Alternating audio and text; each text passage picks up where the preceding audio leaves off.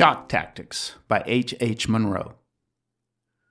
On a late spring afternoon, Ella McCarthy sat on a green-painted chair in Kensington Gardens, staring listlessly at an uninteresting stretch of park landscape that blossomed suddenly into tropical radiance as an expected figure appeared in the middle distance.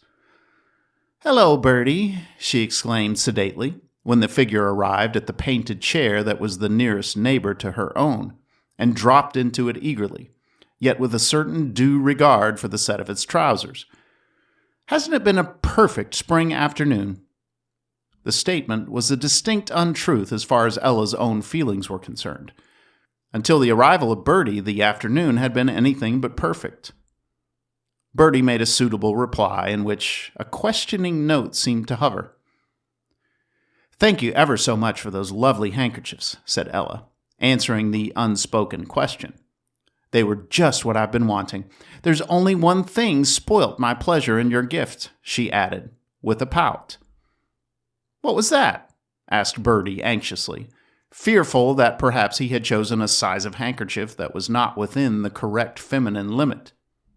"I should have liked to have written and thanked you for them as soon as I got them," said Ella, and Bertie's sky clouded at once. "You know what Mother is," he protested. "She opens all my letters, and if she found I'd been giving presents to anyone, there'd have been something to talk about for the next fortnight." "Surely at the age of 20, began Ella. "I'm not 20 till September," interrupted Bertie. "At the age of 19 years and 8 months, persisted Ella, "you might be allowed to keep your correspondence private to yourself." "I ought to be, but things aren't always what they ought to be. Mother opens every letter that comes into the house, whoever it's for. My sisters and I have made rows about it time and again, but she goes on doing it." "I'd find some way to stop her if I were in your place," said Ella valiantly, and Bertie felt that the glamour of his anxiously deliberated present had faded away in the disagreeable restriction that hedged round its acknowledgment. "Is anything the matter?" asked Bertie's friend Clovis when they met that evening at the swimming bath. "Why do you ask?" said Bertie. "When you wear a look of tragic gloom in a swimming bath," said Clovis, "it's especially noticeable from the fact that you're wearing very little else. Didn't she like the handkerchiefs?" Bertie explained the situation. "It is rather galling, you know," he added, "when a girl has a lot of things she wants to write to you and can't send a letter except by some roundabout, underhand way." "One never realizes one's blessings while one enjoys them," said Clovis. "Now, I have to spend a considerable amount of ingenuity inventing excuses for not having written to people." "It's not a joking matter," said Bertie resentfully. "You wouldn't find it funny if your mother opened all your letters. The funny thing to me is that you should let her do it." "I can't stop it. I've argued about it." "You haven't used the right kind of argument, I expect. Now, if every time one of your letters was opened you lay on your back on the dining table during dinner and had a fit, or roused the entire family in the middle of the night to hear you recite one of Blake's poems of innocence, you would get a far more respectable hearing for future protest. People yield more consideration to a mutilated mealtime or a broken night's rest than ever they would do to a broken heart."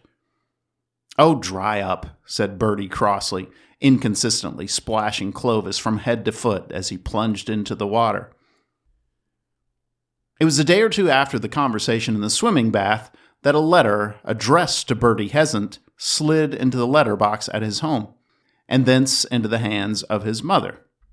Mrs. Heasant was one of those empty-minded individuals to whom other people's affairs are perpetually interesting. The more private they are intended to be, the more acute is the interest they arouse. She would have opened this particular letter in any case. The fact that it was marked private and diffused a delicate but penetrating aroma merely caused her to open it with headlong haste rather than matter-of-course deliberation. The harvest of sensation that rewarded her was beyond all expectations. "Bertie Carissimo," it began, "I wonder if you will have the nerve to do it.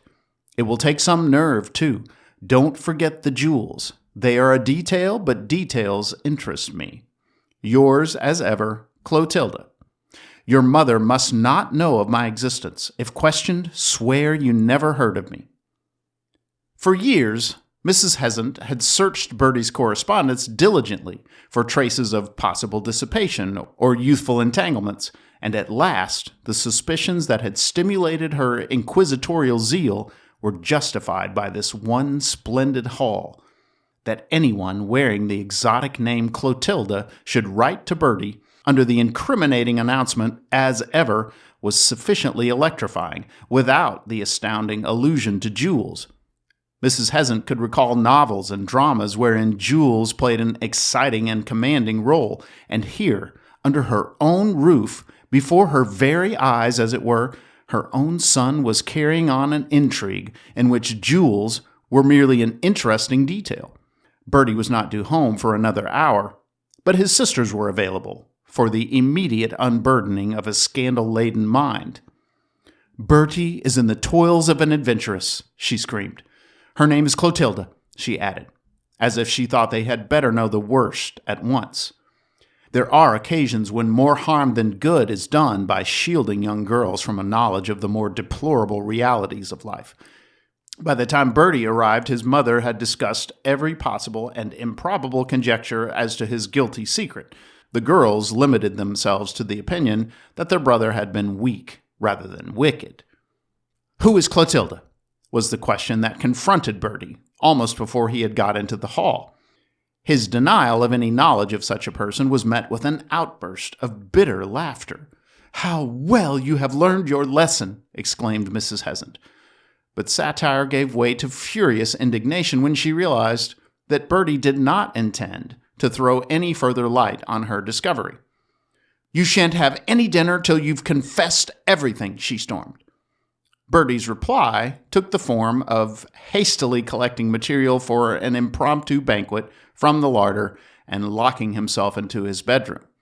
His mother made frequent visits to the locked door and shouted a succession of interrogations with the persistence of one who thinks that if you ask a question often enough, an answer will eventually result. Bertie did nothing to encourage the supposition. An hour had passed in fruitless one-sided palaver when another letter addressed to Bertie and marked private made its appearance in the letterbox. Mrs. Hesant pounced on it with the enthusiasm of a cat that has missed its mouse and to whom a second has been unexpectedly vouchsafed. If she hoped for further disclosures, assuredly she was not disappointed. "So you have really done it," the letter abruptly commenced. "Poor Dagmar. Now she is done for, I almost pity her. You did it very well, you wicked boy. The servants all think it was suicide, and there will be no fuss. Better not touch the jewels till after the inquest. Clotilda." Anything that Mrs. Hesant had previously done in the way of outcry was easily surpassed as she raced upstairs and beat frantically at her son's door. "Miserable boy, what have you done to Dagmar?" "It's Dagmar now, is it?" he snapped. "It will be Geraldine next." "That it should come to this, after all my efforts to keep you at home of an evening," sobbed Mrs. Hesant. "It's no use you trying to hide things from me. Clotilda's letter betrays everything." "Does it betray who she is?" asked Bertie. "I've heard so much about her, I should like to know something about her home life. Seriously, if you go on like this, I shall fetch a doctor. I've often enough been preached at about nothing, but I've never had an imaginary harem dragged into the discussion." "Are these letters imaginary?" screamed Mrs. Hesant. "What about the jewels, and Dagmar, and the theory of suicide?" No solution of these problems was forthcoming through the bedroom door, but the last post of the evening produced another letter for Bertie, and its contents brought Mrs. Hesant that enlightenment which had already dawned on her son. "Dear Bertie," it ran, "I hope I haven't distracted your brain with the spoof letters I've been sending in the name of a fictitious Clotilda. You told me the other day that the servants or somebody at your home tampered with your letters, so I thought I would give anyone that opened them something exciting to read. The shock might do them good. Yours, Clovis Sangrail."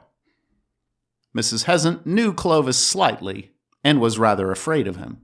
It was not difficult to read between the lines of his successful hoax. In a chastened mood, she rapped once more at Bertie's door. "A letter from Mr. Sangrail. It's all been a stupid hoax. He wrote those other letters. Why, where are you going? Bertie had opened the door. He had on his hat and overcoat. I'm going for a doctor to come and see if anything's the matter with you. Of course, it was all a hoax, but no person in his right mind could have believed all that rubbish about murder and suicide and jewels. You've been making enough noise to bring the house down for the last hour or two. But what was I to think of those letters? Whimpered Mrs. Heasant. I should have known what to think of them, said Bertie. If you choose to excite yourself over other people's correspondence, it's your own fault. Anyhow, I'm going for a doctor. It was Bertie's great opportunity, and he knew it. His mother was conscious of the fact that she would look rather ridiculous if the story got about. She was willing to pay hush money. I'll never open your letters again, she promised. And Clovis has no more devoted slave than Bertie Heasant.